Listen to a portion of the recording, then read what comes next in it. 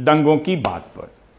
क्या दिल्ली दंगों को भड़काने के मामले में या साजिश रचने के मामले में ज्यादातर उन्हीं लोगों को आरोपी बनाया जा रहा है या गिरफ्तार किया जा रहा है जो नागरिकता कानून के विरोध में हुए आंदोलनों में हिस्सा लेते रहे हैं और सरकार के फैसलों को चुनौती देते रहे हैं, प्रश्न करते रहे हैं। हफिंगटन पोस्ट की पॉलिटिकल एडिटर हैं बेतवा शर्मा। इनकी एक रिपोर्ट देख रहा था कि कैसे दिल्ली दंगों की साजिश रचने के आरोप में 27 साल की एक छात्रा सफूरा जरगर को आरोपी बनाया गया और वो 2 महीने से गिरफ्तार हैं। बेतवा शर्मा लिखती हैं कि 10 अप्रैल को पहली बार सफूरा जरगर को पता चलता है कि दिल्ली दंगों में उनकी भूमिका को लेकर जांच चल रही है। इसी दिन पहली बार सफूरा को पूछताछ के लिए बुलाया जाता है और 7 घंटे पूछताछ चलती है। सफूरा के पति सिरवाल बताते हैं कि वे सबसे कहते रहे कि सफूरा गर्भवती हैं, मगर किसी ने रहम नहीं की। सफूरा पर दिल्ली दंगों की साजिश रचने और भड़काऊ भाषण देने के आरोप हैं। 10 अप्रैल को सफूरा गिरफ्तार होती हैं और 13 अप्रैल को जमानत पर रिहा कर दी जाती हैं, मगर उसी दिन उन पर UAPA unlawful activity prevention act लगा दिया जाता है और फिर गिरफ्तार हो जाती हैं।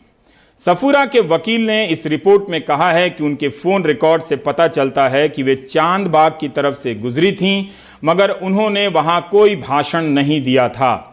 दिल्ली पुलिस कहती है कि 23 फरवरी को चांद बाग में सफूरा ने भाषण दिया था और 24 फरवरी को दंगा भड़का था।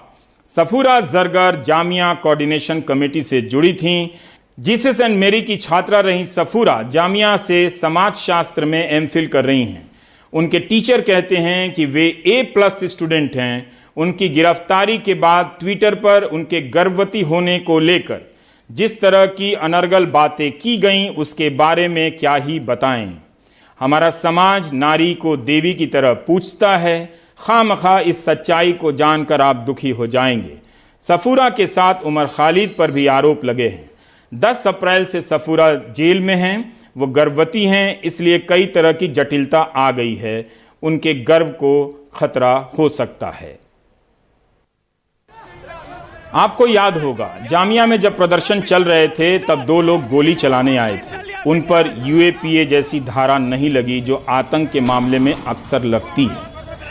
इन लोगों के गोली चलाने के बाद भी कोई दंगा नहीं भड़का। प्रश्न यहाँ एक गर्भवती महिला को आगे कर सहानुभूति का नहीं है। उसकी जान को कुछ ना हो इसकी जिम्मेदारी अदालत और जेल प्रशासन की है। प्रश्न ये है कि क्या दंगों के मामले में जो एफआईआर दर्ज हो रही है उसमें पुलिस की किस तरह की भूमिका सामने आ रही है। इसके बारे में बात करेंगे, लेकिन ब्रेक के बाद।